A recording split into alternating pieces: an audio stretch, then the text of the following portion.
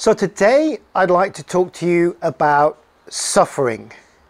You see, we humans, we suffer. And much of that suffering, if not most of it, we create ourselves. I was watching a very inspirational video yesterday with Sadhguru, and he was talking about this very same subject. You know, he was referring to the fact that companies or people ask him to come and help them with things like stress and stress management, just as they do me. In fact, if there was one topic or area that I've been asked to help more and more with over the months now that the global pandemic has existed, it's dealing with increasing levels of stress, burnout, and anxiety, suffering, human suffering.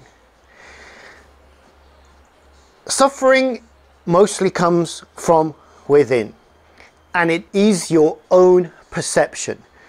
So the key to eliminating stress and worry and unnecessary anxiety and sleeplessness and all of the illnesses and ailments that come from that is to become a master of your thoughts and emotions.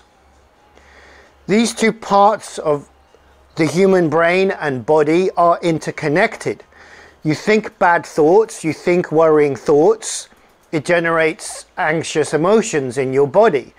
You feel anxious or uncomfortable or stressed, you start to think bad thoughts. It's like a two-way pathway that's interconnected.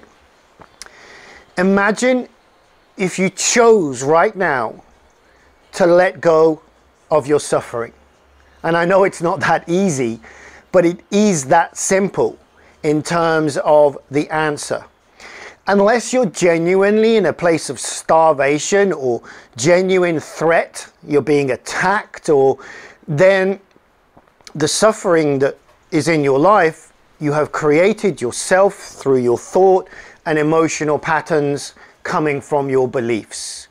You could make the choice now not to worry about that report you have to write, not to be concerned about one of your colleagues and what they think of you, not to worry about, I don't know, are you in the right job or in the right situation, to be less concerned about what your team members think of you. You could make that choice right now. And the moment you make that choice and think differently about it and choose to focus on other things like the good you have in your life, the opportunity, the fun, the abundance, you're going to feel differently. As a child, hopefully at the age of 3, 4, 5, you were carefree. Life was fun. How many times do children at that age laugh or smile on average per day compared to the average businessman, businesswoman? One study I read, which was part of the book I wrote, Leadership Through the Eyes of a Child, said it's about 150 times compared to about 9 or 10 for an adult. 150 laughs or smiles or chuckles or general love of life that a child has compared to the 30, 40, 50 something year old businessman or woman who's doing that rarely. Who's the smartest one here? Who's the one that's suffering the most?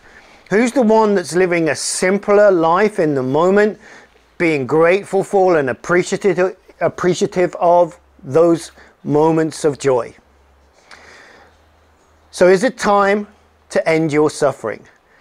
I'm off to be very careful about noticing and changing the way I think and feel and think, and to minimize and do my very best to eliminate my unnecessary suffering. How about you?